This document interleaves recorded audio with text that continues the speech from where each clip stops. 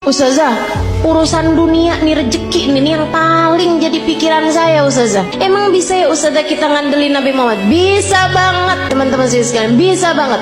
Ada orang miskin banget, dia istrinya mau melahirkan gak punya duit, barang-barang mau dijual juga gak ada, mau beli nih buat sekedar persiapan bayinya gak punya, miskin banget. Istrinya bolak-balik bilang nih gimana nih, ntar ya, mudah-mudahan hari ini kita dapat rezeki, ternyata enggak. Insya Allah mudah-mudahan kita dapat kelebihan rezeki nih besok hari, ternyata enggak. Akhirnya dia bingung, dia datang ke makam Nabi besar Muhammad sallallahu alaihi wasallam, ziarah ke makam Nabi Muhammad, nangis, Rasulullah, saya umatmu nih Rasul, gini amat ya nasib saya, istri saya mau melahirkan anak saya Rasulullah, dan istri saya umatmu, anak saya umatmu, ya Rasulullah tolongin saya. Malam harinya dimimpiin Nabi Muhammad sallallahu alaihi wasallam. Makanya Maulid Simtudurar ada bahasa gini, dan itu saya senang bacanya. Katanya Habib Ali Habsyi, idza da'ahul miskinu ajabahu ijabatan muajjalah. Nabi kalau dipanggilnya sama orang miskin datangnya pasti cepet-cepetan.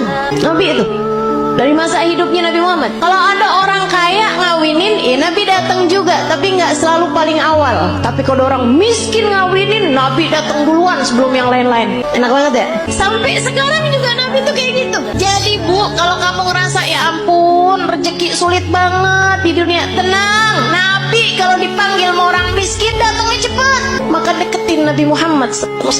Tuh kayak si laki-laki tadi itu yang istrinya mau melahirkan. Ya Rasulullah, ya Rasulullah. Malam harinya ngimpiin Nabi Muhammad. Kata Nabi Muhammad gile, Pak, pergi ke khalifah, bilang sama dia Nabi kirim salam, sampaikan padanya buat ngasih sama kamu uang, anggaplah ya 100 dinar. Bilang sama dia, kata Nabi Muhammad, sholawat kamu yang tadi malam itu pas 10.000. Udah tuh.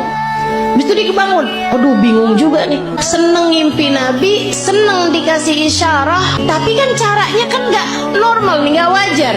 Masa mau datang ke rumahnya orang khalifah pula, belum tentu diterima, belum tentu dibukain pintu ibu ya. Akhirnya dia datang ke seorang ulama. Pada zaman itu tuh pejabat-pejabat masih sangat menghormati ulama, walaupun ulamanya miskin. Dia ceritain, kata ulama tersebut, ya udah ayo kalau gitu pergi kita ke khalifah. Nyampe di rumahnya khalifah, bukan khalifah bahkan ya, gubernur, mohon maaf. Pergi ke tempatnya gubernur. Akhirnya kemudian karena yang datang ulama, maka diperkenankan ketemu. Memang lumayan deket nih si ulama ini, syekh ini sama gubernur. Dia bilang, Pak Gubernur, saya ini datang kemari nih mau menyampaikan hajatnya tetangga saya ini, silahkan kamu sampaikan. Dia bilang, iya Tuhan, mohon maaf, saya tadi malam ngimpi Nabi Muhammad, Nabi Muhammad kirim salam kepadamu. Nabi Muhammad bilang, Tuhan harap memberi kepada saya uang 100 dinar. Udah mulai curiga, oh dia datang nih mau minta duit nih. Nabi Muhammad bilang, katanya sholawat Tuhan yang tadi malam sudah sampai 10.000 sholawat. Langsung gubernur tersebut berdiri, kemudian dia ambil uangnya, dia kasihin 100 dinar. Dia bilang, ini Pak, orang sampai kaget-kaget. Dia bilang, ini dari Nabi Muhammad untukmu, ini dari saya untuk kamu, untuk hajat kamu itu. Masih diambilin lagi. Dan ini hadiah dari saya karena kamu telah memberi kabar gembira buat saya. Saya ini dari sejak muda gak pernah ninggalin sholawat tiap hari 10.000 kali. Orang soleh ya, padahal gubernur tuh, tapi sangat soleh. Sholawatnya sholawat yang pendek, tapi bacanya 10.000 setiap hari. Dia bilang, saya nggak pernah cerita-cerita sama siapapun, bahkan istri saya aja nggak tahu. Dia bilang, sampai tadi malam saya kelelahan yang luar biasa, saya baca terus sholawat, tapi ketiduran. Habis itu saya kebangun lagi, Allah, sholawat saya udah berapa nih?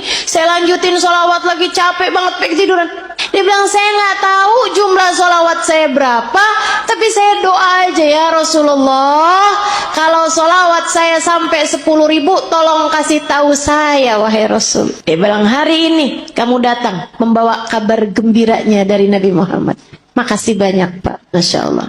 Tuh Bu, orang susah-susah datang ke Nabi Muhammad beres. Emang Nabi mah andalan, orang bawa penyakit, kalau yang dideketin Nabi Muhammad beres semuanya. Ibu-ibu sih sekalian, Nabi itu udah dipanggil-panggil tuh cepet nyampenya. Banyak cerita-cerita mengenai orang-orang yang sakit datang kepada Nabi Muhammad, sakit yang mustahil buat sembuh aja bisa sembuh. Udah banyak sekali. Makanya udah nggak usah susah.